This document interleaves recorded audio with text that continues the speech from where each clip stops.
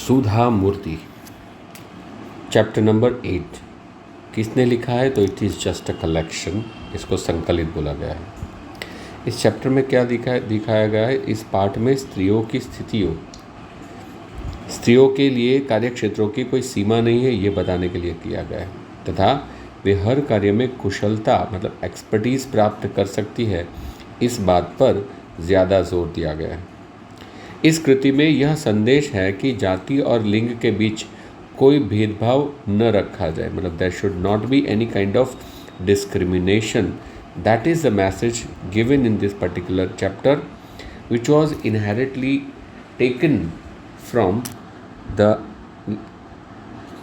Works of Sudha Murthy. Sudha Murthy ने जितने भी बुक्स लिखे हैं उसमें से यहाँ पर कुछ कलेक्शन संकलन किया है, वहाँ से उसका कलेक्शन किया है और यहाँ पर दिया है। अप्रैल 1974 की बात है। किस वक्त की बात है? 1974 की बात है। बेंगलुरु में गर्मी पड़ने लगी। भारतीय विज्ञान संस्था के पास परिसर में गुलमोहर के बड़े बड़े वृक्ष लाल रंग के फूलों से लदे झूम रहे थे। यहाँ पर सिचुएशन डिस्क्राइब की है।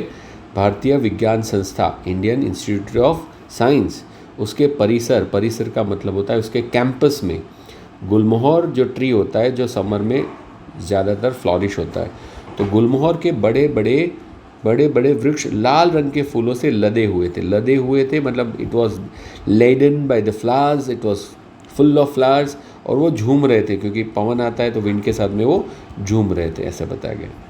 कंप्यूटर विज्ञान की कक्षा समाप्त कर एक छात्रा हॉस्टल की ओर जा रही थी। तो एक स्टूडेंट की बात कर रहे हैं। वो स्टूडेंट क्या करते, उसका क्लास खत्म हुआ और क्लास खत्म होने के बाद वो अपने हॉस्टल जा रही थी। उसकी दृष्टि नोटिस पर पड़े एक विज्ञापन पर पड़ी। विज्ञापन मतलब नोटिस। तो नोटिस बोर्ड पर एक नोटिस लगी हुई थी, उसके ऊपर, या फिर एडवर्टीजमेंट, उसके ऊपर उसकी नज़र पड़ी। यह विज्ञापन प्रसिद्ध ऑटोमोबाइल कंपनी टेल्को, जो कि टाटा की ही कंपनी है, उसकी ओर से नौकरी इच्छुकों के लिए था। मतलब those who wanted the job, इच्छा रखना, जॉब की जिसको इच्छा थी, जिसको चाहना थी, उनके लिए वहाँ पर एक विज्ञापन था। किस कंपनी का? तो वो था प्रसिद्ध automobile company, famous automobile company जिसका नाम है टेल्को, जो टाटा की कंपनी है। कंपनी को योग्य और परिश्रमी इंजीनियरों की आवश्यकता थी। Company was in need of परिश्रमी, मेहनती और योग्य मतलब एलिजिबल ऐसे इंजीनियरों की ज़रूरत थी, आवश्यकता थी। चौंकाने वाली बात थी कि छोटे अक्षरों में लिखी अंतिम पंक्ति, महिला उम्मीदवार आवेदन न भेजे, लेकिन उसमें आखिर में जितनी भी लाइन लिखी थी उसमें आखिर में एक चीज़ लिखी थी। क्या लिखा था? महिला उम्मीदवार आवेदन मतलब अप्लाई न करे, वुमन शुड नॉट अप्लाई। छोटे से अक्षरों में लिखा था कि वुमन को अप्लाई नहीं करना है। इसने एक बार नहीं 2 बार पढ़ा। तो जो लड़की थी उसने एक बार नहीं 2 बार पढ़ा। हाँ, यही तो लिखा था। उसे नौकरी की कोई आवश्यकता नहीं थी, क्योंकि उसे विदेश में स्नातकोत्तर परीक्षा के बाद रिसर्च की डिग्री के लिए छात्रवृत्ति मिलने की पेशकश हो चुकी थी। पेशकश होना मतलब शी वॉज ऑलरेडी ऑफर्ड स्नातक मतलब ग्रेजुएशन के बाद में पोस्ट ग्रेजुएशन के लिए, रिसर्च के लिए, वो फॉरेन एजुकेशन जाने के लिए उसको ऑलरेडी छात्रवृत्ति मतलब स्कॉलरशिप की ऑफ़र हो चुकी थी। She was also awarded the scholarship to go for higher studies, मतलब after graduation, post graduation study के लिए। तो इसलिए उसको नौकरी की आवश्यकता तो थी ही नहीं। वह स्वयं भी विदेश जाकर उच्च शिक्षा प्राप्त करना चाहती। She wanted to have higher education by going abroad, उसकी खुद की भी इच्छा थी। परंतु यह भेदभाव उसको थोड़ा एक्सक्लेमेशन हुआ, मतलब शी गॉट एक्सक्लेम्ड। ऐसा भेदभाव क्यों? Why is it like this? स्त्री पुरुष में इतनी असमानता, इतनी डिस्पैरिटी, डिस्क्रिमिनेशन, बात उसे पची नहीं। She did not digest this. उसको लगा कि ये अच्छा नहीं है, ये सही नहीं है। वह अपनी कक्षा में हमेशा प्रथम स्थान पाती आई है। She also always use to stood first in her class. Computer विज्ञान की कक्षा में पुरुष सहपाठियों में अकेली लड़की थी, and she was the only girl with the classmates. उनके सारे क्लासमेट कैसे थे? पुरुष थे, मतलब मेल थे, और वो खुद अकेली लड़की थी, फिर भी वो फर्स्ट आती थी। योग्य थी, शी वॉज एलिजिबल, परिश्रमी भी थी, she was also hard working. नहीं, उसे तो कुछ करना ही होगा, बिकॉज शी वॉज एलिजिबल। जो कंडीशन थी वो मैच हो रही थी। शी वॉज एलिजिबल मतलब मेहनती, योग्य भी थी और परिश्रमी भी थी, तो उसे तो कुछ करना ही पड़ेगा। ऐसे नहीं चलेगा कि वुमन अप्लाई नहीं कर सकती। इस भेदभाव को सहना उसके बस की बात नहीं थी। She was not able to digest, मतलब वो सह नहीं पाती, उसको ये सहन नहीं हुआ। वह उसका विरोध करेगी और डटकर करेगी। शी डिसाइडेड कि भाई मैं इसका विरोध करूँगी और डटकर करूँगी, मतलब जोर थी करी, ज़बरदस्त, मतलब फाइट आपस, कड़ी टक्कर दूंगी। उसने अपनी डायरी में आवश्यक सूचनाएं लिखी, मतलब शी रोट डाउन और she pen down the necessary instructions. जरूरी सूचनाएं उसने लिखी। तेजी से हॉस्टल की ओर चल दी। उसने निश्चय कर लिया कि वह टेल्को कंपनी के सर्वोच्च अधिकारी को सूचित करेगी कि उसकी कंपनी इस प्रकार का अन्याय कर रही है। मतलब उसने डिसाइड किया, क्या डिसाइड किया उसने निश्चय कर लिया, डिसाइड कर लिया कि वो टेल्को कंपनी के जो टॉप मोस्ट अधिकारी होए उसको वो सूचित करेगी, उसको बताएगी कि आपकी कंपनी ये अन्याय कर रही है, this is injustice done by your company, you are the head of the company, you should take some action. उसे उस सर्वोच्च अधिकारी का नाम मालूम तो नहीं था, केवल इतना पता था कि टाटा समूह के प्रमुख JRD टाटा है। तो who is the head of this Tata group? તો ટાટા ગ્રુપના જે ટોપ પર્સન હતા તેમનું નામ હતું JRD ટાટા. એનું નામ ખબર હતી ખાલી, બરાબર. સર્વોચ્ચ અધિકારી કા માલુમ નહીં था, लेकिन एक ग्रुप છે, कंपनी ना ओनर एक्चुअली તે હતા JRD टाटा. उसने एक पोस्टकार्ड लिया और JRD को संबोधित करते हुए लिखा. तो she wrote a letter addressing JRD Tata. आपने भारत में लोहा, इस्पात, रासायनिक पदार्थ, कपड़ा, मशीनों के बड़े बड़े उद्योग लगाए हुए हैं. कि उसने क्या बोला? आपने इंडिया में लोहा, इस्पात मतलब आयरन एंड स्टील, रासायनिक पदार्थ केमिकल सब्सटेंसेस, कपड़ा टेक्सटाइल, मशीन मतलब मशीनरीज, उसके बड़े बड़े उद्योग मतलब you have built big industries in all this fields. भारतीय विज्ञान संस्थान की स्थापना में बढ़ चढ़कर आपने योगदान भी दिया है. मतलब you have also contributed in the development of Indian institute of science, उसमें भी आपने बहुत कंट्रीब्यूट किया है. सौभाग्य से मैं उसी संस्थान में पढ़ रही हूँ. I am studying by the grace of God, I am studying. Luckily I am studying in the same institute. मैं हैरान हूँ कि टेल्को जैसी कंपनी स्त्री पुरुष के बीच ऐसा भेदभाव कर सकते हैं. I am very surprise, I am astonished to see that the company like Telco is differentiating or discriminating between the male and the female this way. This is not good. She found it inappropriate. 10 ही दिन में company ने उसे तार भेजा. तो तार मतलब Telegram. The answer was received by Telegram. Company के खर्चे पर पूना शहर में साक्षात्कार के लिए उपस्थित हो. उस टेलीग्राम में क्या लिखा था, तार में क्या लिखा था? You have to be present for interview. साक्षात्कार मतलब इंटरव्यू, उपस्थित होना मतलब प्रेजेंट रहना. कंपनी के खर्चे पर आपको पूना में इंटरव्यू के लिए हाजिर होना था. आवश्यक तैयारियों के साथ वह लड़की पूना पहुंची. तो उसने सारी तैयारी बदी करी ली थी, अंदर पूना पहुंची गई. साक्षात्कार प्रारंभ हुआ, इंटरव्यू शुरू हो गया. काफ़ी तकनीकी प्रश्न पूछे गए. Technical questions were asked. Technical questions इन्हें पूछવામાં આવ્યા जिनके वह सही उत्तर देती गई. मतलब शी रिप्लाइड एब्सोल्युटली ट्रू. सही आंसर उसने दिए. तभी एक बुजुर्ग सज्जन ने स्नेहमयी वाणी से कहा, प्रेम भरी भाषा में बोला. क्या कहा उसको? तुम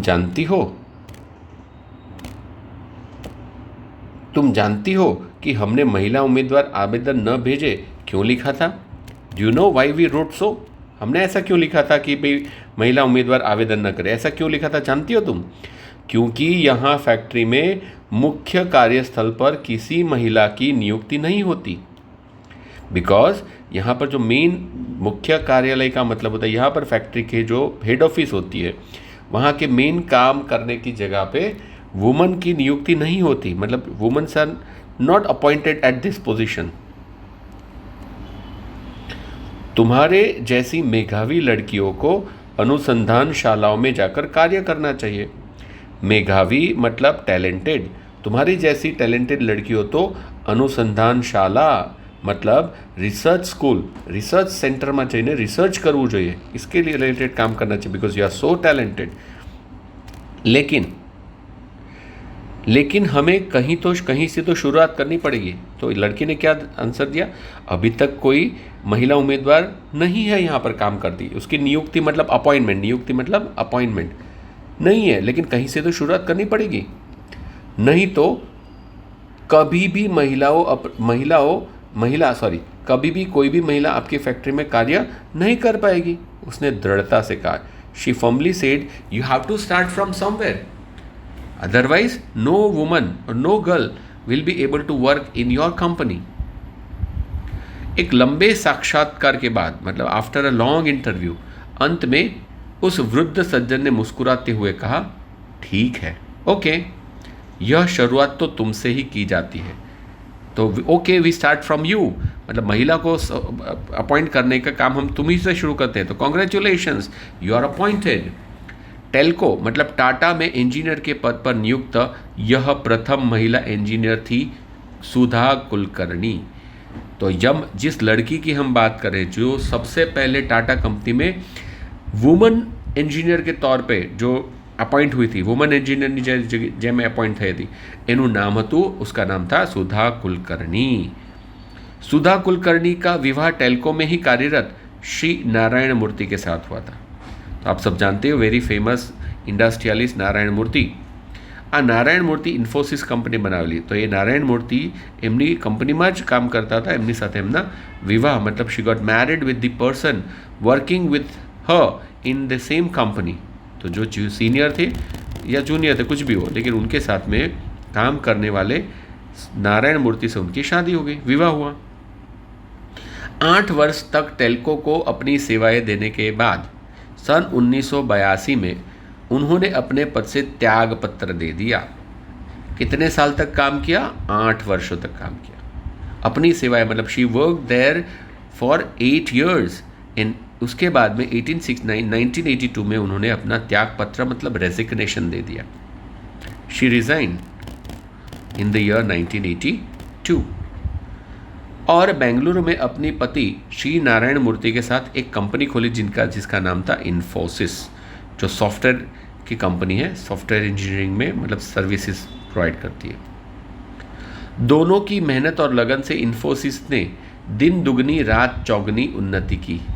ये कहावत है, दिन दुगनी रात चौगनी, मतलब दिन को डबल और रात को 4 गुनी। चौगुनी का मतलब होता है 4 times, quadruple, double in the day time, quadruple in the night time, मतलब दिन रात उसकी प्रगति कंपनी की शुरू हो गई, चालू हो गई। सुधा मूर्ति 1996 में इन्फोसिस फाउंडेशन की चेयरपर्सन बनी। She became the chairperson of this Infosys foundation, जो कि चैरिटेबल ऑर्गेनाइजेशन होता है। इन्फोसिस मेन कंपनी होती है, उसके अंडर में एक चैरिटेबल ऑर्गेनाइजेशन होती है जिसको फाउंडेशन बोलते हैं, इन्फोसिस फाउंडेशन। उसकी वो चेयरपर्सन बनी, शी बिकेम द चेयरपर्सन। उस फाउंडेशन के माध्यम से वे सामाजिक विकास के अनेक कार्य कर रही थे। सामाजिक विकास मतलब सोशल सर्विसना બધા કામો थ्रू दिस इंस्टीट्यूट એ કરે છે। उन्होंने कर्नाटक राज्य के सभी सरकारी स्कूलों में एक कंप्यूटर और लाइब्रेरी की योजना बनाई और उसे कार्य रूप दिया। तो कर्नाटका में उसने क्या किया, उन्होंने सरकारी स्कूल जो गवर्नमेंट स्कूल होती है उसमें एक कंप्यूटर दिया और लाइब्रेरी की व्यवस्था भी वहाँ पर करवा दी। लाइब्रेरी जो स्कूल में नहीं थी उसको भी ओपन करवा दिया। सुधा मूर्ति ने स्वयं को अब पूर्ण रूप से समाज सुधार के लिए समर्पित कर दिया। समर्पित करना, डिवोट करना। तो उन्होंने अपने आप को सोशल सर्विस के लिए कंप्लीटली डिवोट कर दिया। कंप्लीटली मतलब पूर्ण रूप से उन्होंने डिवोट कर दिया अपने आप को। बेल्लारी, बीजापुर, हुबली आदि के अस्पतालों में उच्च तकनीकी चिकित्सा उपकरण उपलब्ध कराए। उच्च चिकित्सा मतलब तकनीकी એટલે टेक्निकली, चिकित्सा उपकरण मतलब मेडिकल इक्विपमेंट्स, जो अच्छी टेक्नोलॉजी वाले मेडिकल इक्विपमेंट्स थे वो उन्होंने उपलब्ध कराए। कहाँ पर? बेल्लारी, बीजापुर, हुबली, ये सारे जगह उन्होंने, जो भी हॉस्पिटल थी तो उस हॉस्पिटल में उन्होंने क्या किया, ये सारी हाई टेक्नोलॉजी वाली मेडिकल इक्विपमेंट्स उन्होंने सप्लाई करे। कांची में कैंसर अस्पताल, औरंगाबाद में बेल्लारी, गुलबर्ग, पट्टुमडाई, बेंगलुरु आदि में चिकित्सा सहायता तथा उस्मानाबाद जिला उड़ीसा के कालाहांडी और आंध्र प्रदेश के सूखा पीड़ित क्षेत्र में राहत के कार्य किए। राहत कार्य मतलब रिलीफ वर्क। तो she did relief work in many places like cancer hospital in Kanchi, Aurangabad, Bellary, Gulbarga, Pattamadai, Bengaluru, उसमें चिकित्सा मेडिकल हेल्प, और उड़ीसा के कालाहांडी में, आंध्र प्रदेश में, ये सारी जगह पे सूखा पीड़ित मतलब ड्राउट अफेक्टेड रीजનમાં એમણે હેલ્પ કરી, પોતાની સેવાઓ આપી। સોશિયલ સર્વિસ, કોઈ પણ જાતની social service, she does not restrict herself to the certain region only. Drought affected હોય તો એમ નહીં કહે કે નહીં આ મારું કામ નથી, હું તો હેલ્થમાં કે મેડિકલમાં જ કામ કરું, એવું નહીં કહે કે તો હું તો ખાલી એજ્યુકેશનમાં જ હેલ્પ કરું। She work or she help in all the aspect. उनके अथक प्रयास से कर्नाटक में 800 से अधिक गांवों में कंप्यूटर की शिक्षा पर 1 करोड़ रुपया लगाया गया। तो they spend 1 crore rupees rural area में कंप्यूटर एजुकेशन माटे। 800 से अधिक गांवों में कंप्यूटर एजुकेशन उन्होंने शुरू करवाया और 3000 से अधिक पुस्तकालय खोले, और 3000 से मतलब more than 3000 libraries were also established bye हर। उन्होंने गरीब बच्चों को सहायता दी, स्कूलों में इमारतों का निर्माण कराया, अधिक अंक लाने वाले बच्चों को छात्रवृत्ति स्कॉलरशिप दी, गाँव में लगभग 300 कंप्यूटर वितरित किए। तो उन्होंने गरीब बच्चों को हेल्प की। कैसे हेल्प की? जो स्कूल की इमारत होती है, बिल्डिंग होती है, उसको निर्माण कार्य करवाया। गरीब बच्चों को फाइनेंशियल एड मतलब पैसे की हेल्प की। अधिकतम अंक लाने वाले, मैक्सिमम मार्क्स लावे, हाई स्कोर करे, એ લોકોને સ્કોલરશીપ પણ આપી, અને ગામમાં લગભગ 300 જેટલા કોમ્પ્યુટર પણ એમણે ડિસ્ટ્રીબ્યુટ કર્યા, આપ્યા, કોમ્પ્યુટર આપ્યા। કોમ્પ્યુટર ખાલી શીખવાડ્યું નહીં, કોમ્પ્યુટર પણ આપ્યા। 13 पुस्तकों की लेखिका सुधा मूर्ति को अनेक कार्यों के लिए अनेक पुरस्कार दिए गए हैं। तो इन्होंने कितनी बुक लिखी है? She wrote how many? 13 books. She is a author, she is an author of 13 books. तो 13 पुरस्कार उन्होंने जो बुक लिखी है उसमें मिले हुए हैं, जिनमें से प्रमुख है मतलब मोस्ट मतलब मेन, प्रमुख मतलब जो मोस्ट इम्पॉर्टेंट मतलब सबसे मेन है, उसमें है कर्नाटक राज्योत्सव पुरस्कार। जो कर्नाटक राज्योत्सव मतलब डिस्ट्रिक्ट लेवल का, स्टेट लेवल का उनको इनाम प्राइज़ मिला है। ओजस्वी पुरस्कार, मिलेनियम महिला शिरोमणि पुरस्कार, women of the year 2002 FM radio द्वारा, राजलक्ष्मी पुरस्कार। तो ये सारे पुरस्कार मतलब these are the prizes she got, these are the achievements of her. Sudha Murthy ने अपनी उपलब्धियों से महिलाओं का मार्ग प्रशस्त करना, मतलब महिलाओं को मार्ग दिखाया, फिर महिलाओं के लिए उन्होंने रास्ता खोला कि महिलाएं भी ये कर सकती है, ऐसा नहीं कि नहीं कर सकती, ये उन्होंने रास्ता दिखाया। आज इंजीनियरिंग विद्यालयों में पढ़ने वाले छात्रों में से 50% संख्या लड़कियों की है, जो कि पहले पूरे सारे लड़कों में एक ही लड़की थी, लेकिन आज almost 50% of the girls studying in the engineering division, उसमें अभी लड़कियां भी पार्टिसिपेट करने लगी। अनेक उद्योगों में मशीनों के बीच लड़कियां कुशलता से कार्य कर रही है। तो मशीन भी चलावता सीखी गई है, मशीनों साथे स्किलफुली એ લોકો પણ કામ કરે છે, कुशलता मतलब स्किलफुली काम करे છે। जिस मार्ग पर चलकर सुधा मूर्ति ने अपनी प्रतिभा, लगन और परिश्रम से सफलता की ऊंचाइयों को छुआ, उस मार्ग पर नई पीढ़ी को आगे बढ़ते हुए देखकर वे खुशी से फूली नहीं समाते। मतलब जिस रास्ते से उन्होंने मेहनत और लगन से एमणे पोते जे पोताना टेलेंट, पोतानी पैशन, पोतानी मेहनत थी जे success, heights of the success एमणे जो अचीव करी, छुआ मतलब टच किया, उसी मार्ग पर बहुत सारी और लड़कियों को भी आगे जाते हुए देखकर वो फूली नहीं समाती, मतलब वो खुश हो रही है। She is proud that yes, मैंने जो रास्ता देखा है उस रास्ते पे बहुत सारी लड़कियां चल रही है और उसमें सक्सेस भी हो रही है। महिलाओं की सफलता पर वे कह उठती है, मतलब she says about the success of the woman, क्या बोलती है, हमारा मार्ग कठिन अवश्य है किंतु चलना ज़रूरी है। Though the path is difficult but we have to walk the path, हमको जो बोल रहे हैं वो उसको करना तो पड़ेगा। तो परिसर मतलब प्रांगण या फिर आंगन, ये इसके समानार्थी है। In English it is said campus. विज्ञापन मतलब इश्तेहार या फिर जाहिरात, या फिर हम बोल सकते हैं नोटिस, इंग्लिश में नोटिस। पेशकश मतलब प्रस्ताव, in English it is offer. साक्षात्कार का मतलब होता है रूबरू मुलाकात या फिर इंग्लिश में उसको बोलते हैं इंटरव्यू। आवेदन को इंग्लिश में बोलते हैं एप्लीकेशन और हिंदी में उसको समानार्थी है अर्जी। त्यागपत्र मतलब इस्तीफ़ा या फिर हम बोल सकते हैं राजीनामा, पद का त्याग देना, resignation is an English word. मेधावी मतलब टैलेंटेड, तेजस्वी, ब्राइट, कुछ भी बोल सकते हैं हम। देन मुहावरे, बात न पचना मतलब ये बात मेरे को हजम नहीं हुई, मतलब कि अविश्वसनीय होना, बात गले न उतरना या फिर बात समझ में नहीं आई, ये आप जो बात करें वो मेरे गले नहीं उतर रही, मतलब ये मेरे को समझ में नहीं आ रही। फूला न समाना, इसका मतलब होता है अत्यंत प्रसन्न होना, बहुत प्रसन्न होना।